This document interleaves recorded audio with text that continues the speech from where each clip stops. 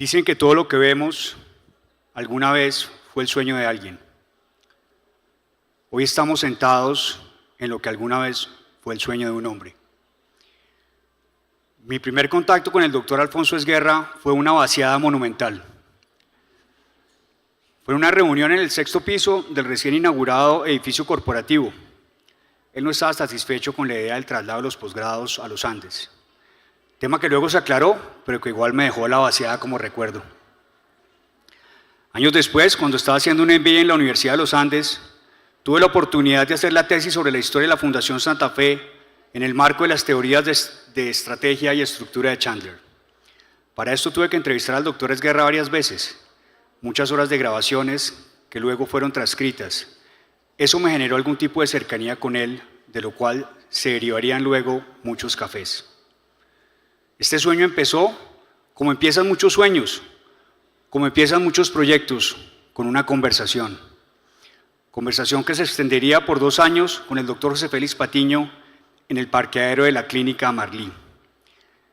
El doctor Alfonso Esguerra Fajardo, al volverse de su entrenamiento como médico y radiólogo en la Universidad de Yale, traía consigo el propósito de crear un hospital del nivel de los hospitales donde se había entrenado en los Estados Unidos. Estas conversaciones fueron avanzando, fueron sumando personas que luego constituirían el grupo de fundadores, pero una de esas fue quien literalmente le dio piso a ese sueño, doña Gloria González de Esguerra, quien con enorme generosidad donó el lote sobre el cual se construyó el hospital donde estamos en este momento. Acá 2 apartes de esas entrevistas que ilustran esas conversaciones. Habla el doctor Esguerra, abro comillas, en Marlí estaba José Félix Patiño. José Félix básicamente había logrado que yo entrara a Yale.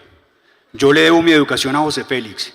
Y José Félix, que era uno de los que decía que debíamos hacerlo en Marlí, resolvió durante muchos años, muchos días, meses diría yo, reunirme con él en el parqueadero de Marlí a convencerlo de que lo de Marlí era imposible. Entrevista al doctor Alfonso Esguerra, 2011. Acá habla el doctor Patiño. Abro comillas, seguimos soñando y entonces dijimos, bueno, lo que hay que hacer, dijo Alfonso, me dijo un día, ¿sabes qué? Tenemos que hacer un hospital nuevo en el parqueadero. ¿Y en dónde? ¿Con qué? Entonces resolvimos invitar a un poco de gente al sueño. Vamos a ver si hacemos un hospital nuevo. Sí sé quiénes estarían interesados. Y empezamos a reunirnos en la casa y le dije a Alfonso, mi gente reunió otros médicos, entonces llamamos a Pedro Gómez Valderrama, que era abogado, y empezamos a reunirnos en la casa de Alfonso por las noches. Él pedía una paella, siempre una paella deliciosa. Entrevista al doctor José Félix Patiño, 2011. Acá el doctor Esguerra, abro comillas. La idea está lista, crear un hospital.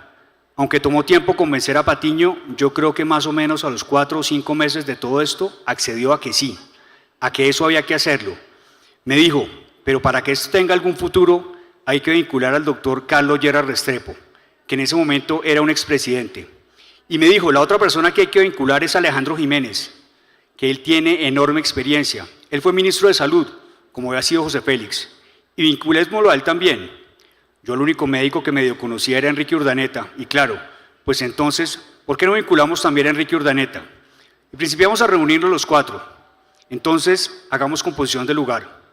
José Félix y Alejandro conocían el problema de la salud de Colombia. Ambos habían sido ministros, eran exministros. José Félix tenía también un concepto excelente sobre salud comunitaria. Y Alejandro, pues usted lo conoce, Alejandro era un cerebro y todo lo que decía y resumía era verdaderamente excelente. Contactamos al doctor Carlos Lleras Restrepo, nos reunimos con él y así principió. Entrevista al doctor Alfonso Esguerra, 2011. El doctor Alfonso Esguerra era una persona de carácter fuerte, decidido, con gran capacidad autocrítica. Al hacer mi tesis sobre la historia de la Fundación Santa Fe, tuve el privilegio de tener muchas conversaciones con él. Ahí pude entender y conocer más a fondo quién era el doctor Esguerra. Pude conocer en detalle todo el esfuerzo que implicó sacar adelante esta institución. Nos tomábamos un café al mes. Me llamaba el día anterior a confirmar hora y sitio de la cita.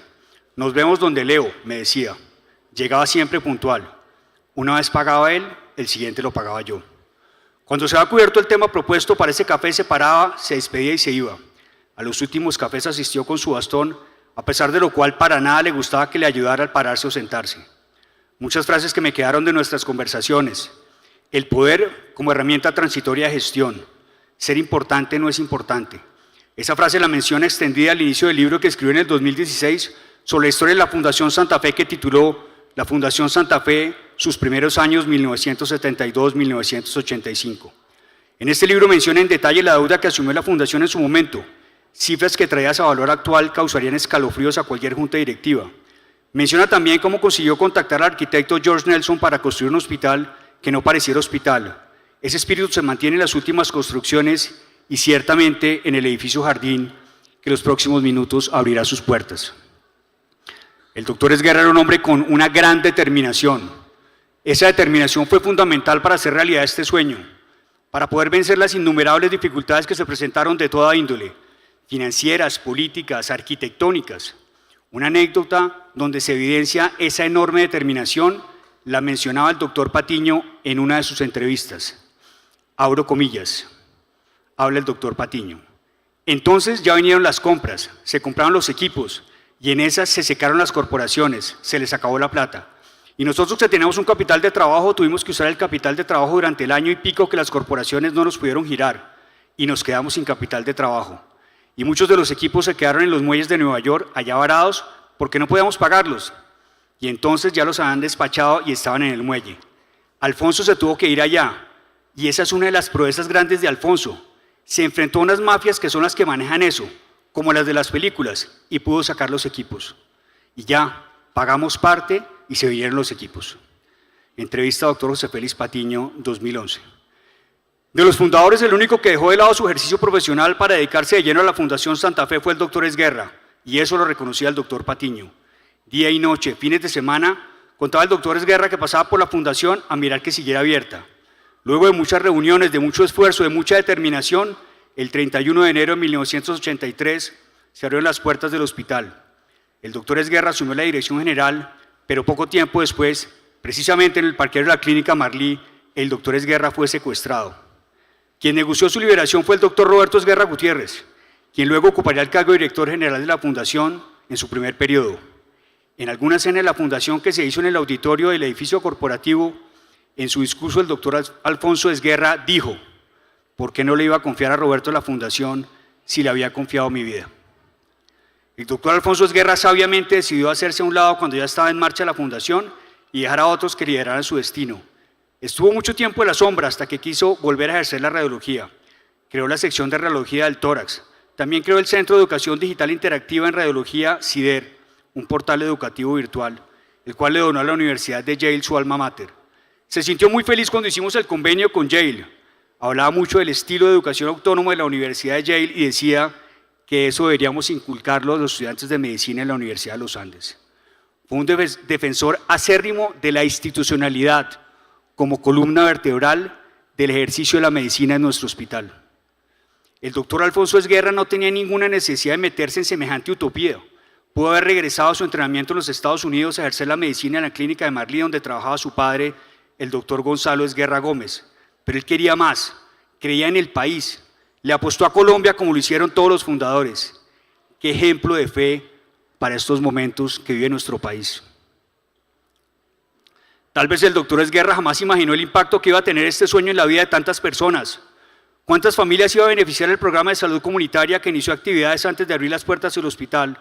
Que ahora capacitamos parteras de las comunidades en Vera Chamí, de Pueblo Rico, Risaralda, población alejada de difícil acceso, entre otros tantos proyectos que ha realizado el área de la ahora llamada salud poblacional a lo largo y ancho de Colombia.